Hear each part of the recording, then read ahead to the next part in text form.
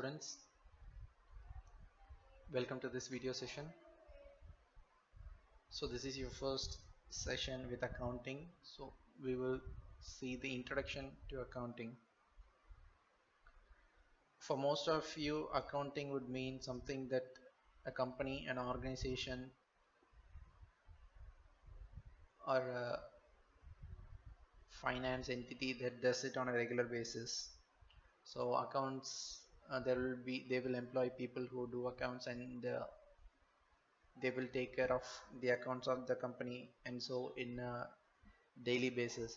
So that is kind of true, but that's not the whole truth. So the thing is, accounting is done by every single individual, each one of us,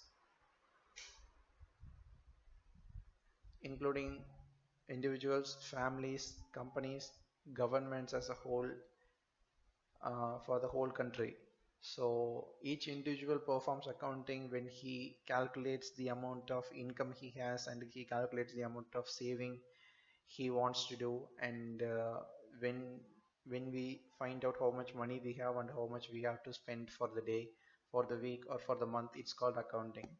So the company just does that on a large scale for the so many employees, hundreds of thousands of employees, and the company has to do uh, accounting for a bigger scale. So that's why it is famous.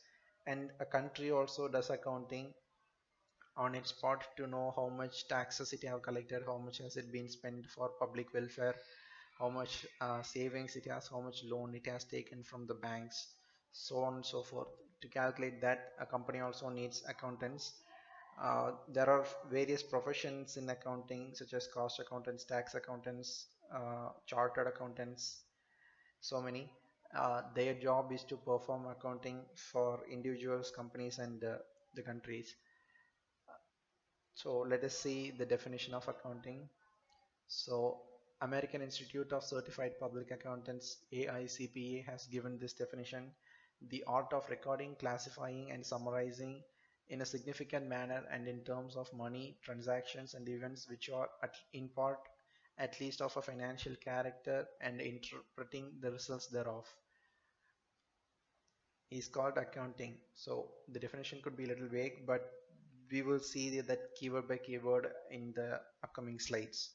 So the American Accounting Association has given us another definition, that is the process of identifying, measuring, and communicating economic information to permit informed decisions and judgments by users of the information. So we will see what this definition means in the upcoming slide, but the basic process of accounting happens in these 5 ways.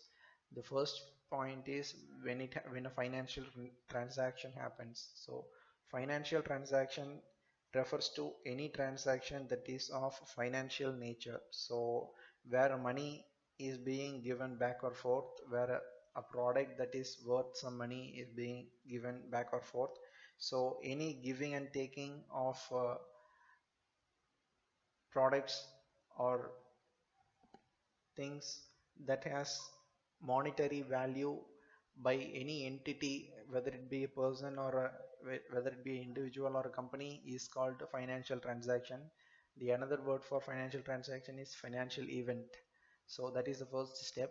After that happens, the recording of the financial transaction happens. So we will take a note and write down what are all the transactions happen.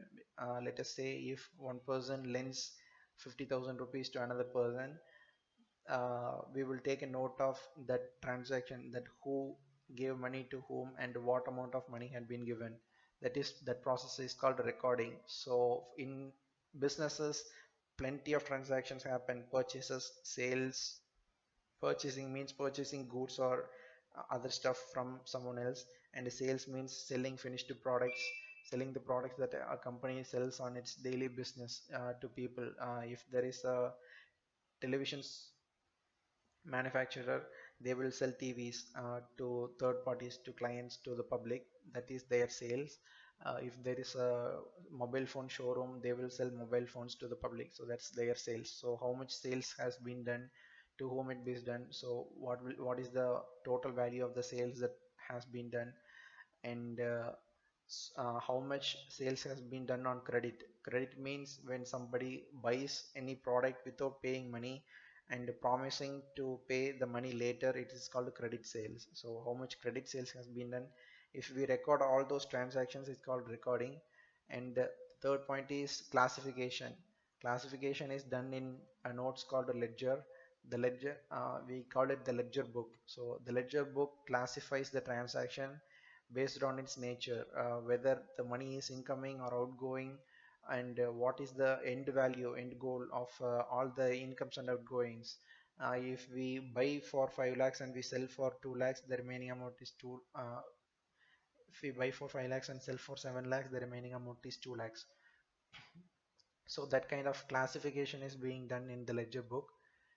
And the next step is summarizing. Summarizing means we see the end result of all the transactions that has happened over a period, let's say 1 year. So we prepare these statements called a trial balance, trading profit and loss account, balance sheet. So these are reports that are being that has to be made by the accountants of a company, and these reports reflect the nature of transactions, the end result of all the transactions that has happened over a year. For example, yeah, like I said before, if we buy for 5 lakhs and sell for 7 lakhs, we have an end value of 2 lakhs remaining money cash in hand. So that result is being reflected in the given statements, like in balance sheet and so on. So how much assets we have, how much we have cash in hand, how much liability we have, if we have borrowed money from anyone, and how much capital we have, how much we have invested in any business is being reflected in the summaries. And the last point is analysis and interpretation. Analysis and interpretation is done by the management of any company. So whether it be an individual or the owners of a company or the government people, they analyze the financial transactions and the end result of the financial transactions, and they see whether to continue the process or not. For example, if I'm over the year I'm buying goods for 5 lakhs and I'm selling it for 4 lakh 50,000, I have incurred a loss of 50,000. That loss is being reflected on my summaries in the balance sheet. So after seeing that summary, I will know that I have incurred a loss of 50,000 rupees. So my analysis is that this business is not profitable, and then I may choose to discontinue the business because it has incurred a loss for me, and the chances are that it will incur loss for me in the future also. So these 5 steps form the accounting process in any organization. So no matter what organization it is, these are the basic 5 the steps that needs to be done in accounting.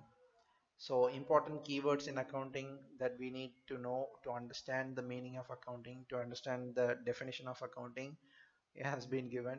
First one is economic events. Again, identification, measurement, recording, and communication. Third, organization. Fourth, interested use of information. You see it closely, we can find all these keywords in the definition given by the American Accounting Association.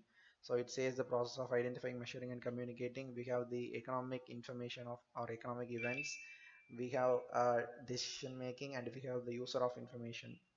So all these keywords we will see now. First one, economic events. Economic events are transactions which are measurable in monetary terms. So any transaction that is happening with respect to in related to or in connected to an organization. So for this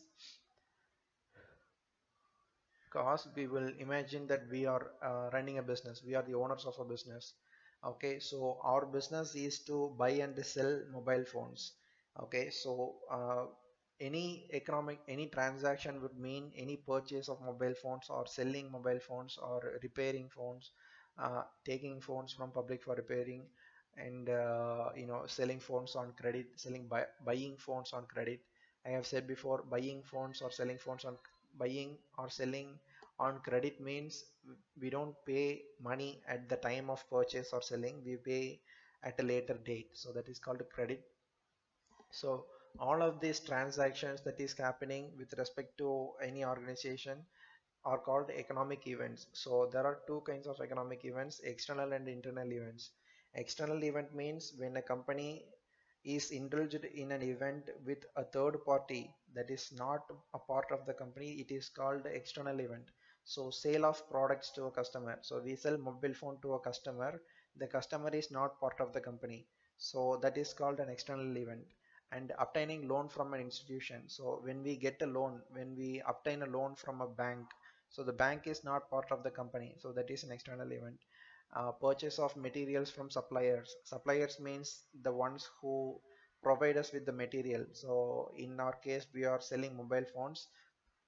So when we buy mobile phones from the mobile phone brands such as Apple or Samsung, those people are called suppliers. So those suppliers are not part of the our company. So this is an external event. Internal event means an event that happens where the transaction occurs between the parties who are part of the organization. So supply of raw material from one department to another. For example, if I'm running a mobile phone sales company, and if I, you know, give mobile phones to one or more of my employees or managers to use that phone for business purposes, it is an internal event because the manager is part of the organization. The raw material that the material that I'm giving them is part of the organization. So it is an internal event. And the payment of bonuses to shareholders. Bonuses mean nothing but it is a way of sharing the profit of a business. So there are two partners in a firm means, and they have invested some money, and they have been doing some business, and if they share the income, they can share it in it is called a share of profit.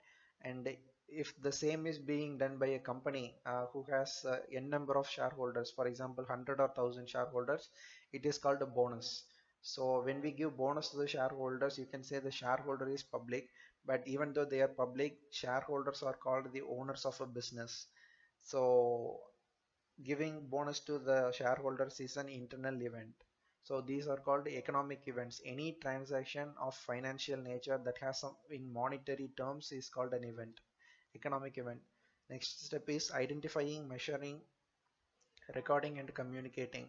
So identification means identifying or determining what transactions to record. So we saw that we record transactions in the books of accounts, such as sales, purchases, so on and so forth. But let us say if in our business there is an employee who wants to be relieved, who wants to relieve from the company, and in his place we are hiring another employee. That is also a transaction, but it is not of financial nature because there is no money incoming or outgoing. It's just that the one people is being replaced by another one. That is a transaction, but it is not of financial nature. Even though it is being recorded, it's not being recorded in our books of accounts. So that is identifying which are the transactions that we need to record in the books of accounts and which are the transactions that we can ignore is called identification. So identification is the very first part of accounting. Second step is to measure the transactions. So let us we sell 10 iPhones in the month. We will have to record what is the end value of all the sales. If one iPhone costs 60,000 rupees, after we sell 10 iPhones, our whole sales is 60,000 into 10 equal to 6 lakh rupees. So determining the amount of all the financial transactions that happened is called a measurement. Whether it be purchase, whether it be sales, whether we are giving it for free, whatever it is, we need to have a measurement of how much transaction is being done in monetary terms, in terms of money. If we do that, it is called a measurement. Third one is recording.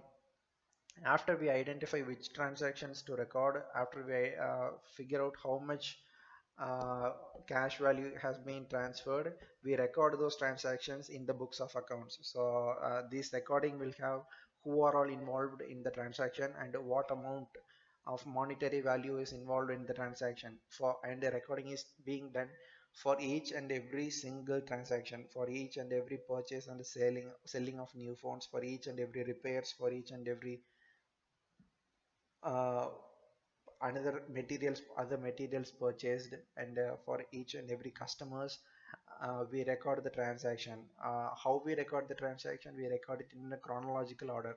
Chronological order means in the order of the events being happened. So if somebody comes in and buys a phone today, we record it right now. And then if we sell a phone to someone else after in like half an hour, we record it then. So we record the transactions when in based on when it happens in the chronological order. So in an order when the event has happened. That's how we record the transactions. Fourth point is Fourth step is communication. So the whole point of all this identification, measuring and recording is to communicate all of this information. So all we have been doing so far is taking notes of what has happened. So that notes is an information. In financial in finance term, we call it the financial information of an organization. So these financial information are being taken for a purpose, and the purpose is to keep the records and use it whenever it is necessary. So whoever who needs the record, whoever who needs the information or the data will request to the company for that data. So it is the duty of the organization to provide that data to whoever who is in need of that information. So accounting is not only regarding recording of all the transactions. Accounting also needs to communicate all the transactions to the people who is in need of the information. And second, another keyword is organization. So organization refers to a business enterprise. So far we have seen three types: individuals, organization, and governments. So in between, organization means a business enterprise, means a company. Generally we know it as a company, but there are different forms of organization that is being given in the examples. So an organization could be something that is for profit motive or not for profit motive. Whether an organization could strive to earn profit, or whether an organization could strive to achieve some goal that is not monetary. Okay, so that is an organization. Or whether it could be owned by a single individual or by the government itself. So if a government founds a company, it is still an organization. Even though it is being founded by government, it's not government, it's not part of the government, it is just a company. So the ownership does not determine who it belongs to. It determines that it is still an organization. So if an individual founds an company, like if a company belongs to one single person, it does not mean that the person and the company are same. The person is different and the company is different. So that company will be an organization, that person is still an individual. And whether it is domestic or foreign, so whether the company it belongs to a person or someone who is within the country, or whether the company is a foreign company, it is still an organization. So these are all the organizations. Some examples have been given below. Sole proprietorship. Sole proprietorship means any organization that has been founded by a single person. One person alone managing a company is called sole proprietorship. And partnership means two or more people coming together to form a company is called a partnership. Company means it is the same as partnership, except that the liability of the people who own the companies are limited. So that's the difference between partnership and company. We will see that in detail in the upcoming lessons. So LLP, cooperative society, local authority, municipal corporation, banks, joint ventures, and association of persons are other forms of organizations. Interested use of information. Uses of information means the people, whoever who needs the data. As we have seen in communication, we record the data and then we supply the data to the users of information. So those people are called interested users of information. They use the information to take decisions. For example, if there is a shareholder of a company, he will require the information provided by the accountants to know whether he has to whether he wants to continue investing in the company, or he wants to take his money out of the company. So uh, below listed are the some of the users of an information. It has been divided into two types: internal users and external users. Internal users means the people who use the information of a company and who belongs to the company, who is part of the company. For example, the management of a company, the employees of a company, the owners of the business. Shareholders are called the owners of the business. So they are internal users. External users means creditors. Creditors refers to people, whoever who has given money to the organization. So if somebody lends money to an organization, they are called creditors. Some of the examples are banks. We borrow loan from banks. Financial institutions, debenture holders are called creditors. Tax authorities such as Central Board of Direct Tax and the Customs Tax authorities, and regulatory authorities such as Reserve Bank of India and the Securities Exchange Board of India, and the governments and customers, they are all also can use the information of a business. They are also called the interested users of information, but they do not form part of the organization.